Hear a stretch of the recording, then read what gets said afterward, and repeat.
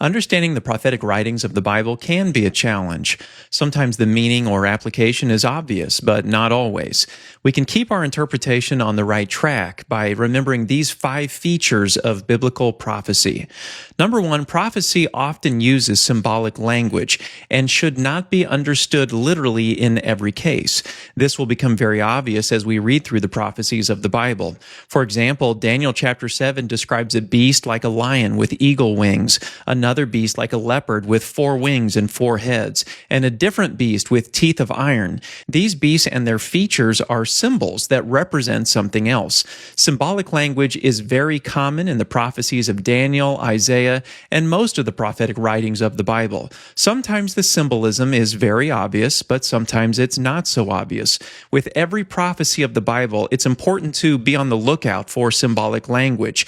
We should not necessarily take any prophecy at face value or assume that a literal interpretation is the actual interpretation. This can prevent a lot of confusion. Number 2, prophecy often describes spiritual realities that are fulfilled repeatedly or progressively. What I mean is that a single prophecy may be fulfilled at different times and in different ways. Sometimes the fulfillment of prophecy is instantaneous, and sometimes prophecy is fulfilled progressively over the course of years or generations. Sometimes a prophecy has an immediate fulfillment relating to the physical nation of Israel, and other times there's a secondary or more significant spiritual fulfillment accomplished through Christ in the church. As we read through these prophecies, we should be open to the possibility that some prophecies, not all, but some, may be fulfilled progressively in stages or in different ways at different times. For example, Isaiah promises the birth of a special child that would signal the redemption of Israel. There was a child born soon after the prophecy was given that did signal the redemption of Israel at that time, but that was not the end or the ultimate fulfillment. The ultimate fulfillment was God in flesh, Jesus Christ. Number 3, prophecy often describes events that are now history from our perspective. The prophecies of Isaiah, for example, were recorded 2,700 years ago. Some of those prophecies are still in our future, but many of them have been fulfilled.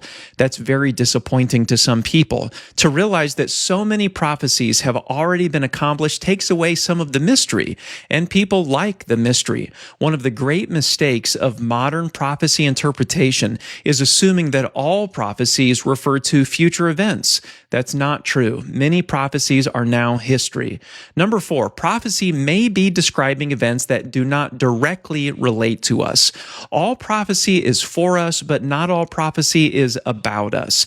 This can be very disappointing to some people. We like the idea of seeing ourselves and our country and our problems predicted in the Bible. Sometimes that might be true, but usually that's not true. Our time and place here in the United States is just a tiny blip in the history of the world. It would actually be surprising if the prophecies of the Bible spoke directly about us. We should not force ourselves into the biblical prophecy. Of course, there will always be applicable ideas in every prophecy, but the exact circumstances may not be about us. Most of the time, it's not about us. Number 5, prophecy can be understood prospectively or retrospectively. In other words, some prophecies are meant to give us an understanding of the future before it happens. Sometimes God describes the future with precise detail, and we know exactly what will happen. But not all prophecy is like this. Sometimes the meaning is not clear until after the event takes place. For example, this messianic prophecy in Psalm 22, verse 16, "For dogs have surrounded me. The congregation of the wicked has enclosed me. They pierce my hands and my feet." We look at this prophecy now and we immediately realize that it's describing the crucifixion of Christ. But David and the Hebrews of his time wouldn't have known this because they knew nothing about crucifixion. So sometimes the meaning is going to be clear and obvious, but not always. We have to accept that this uncertainty exists and resist the temptation to force meaning into the text. We just have to know that sometimes we won't be able to understand the prophecy until it happens. Thanks for watching.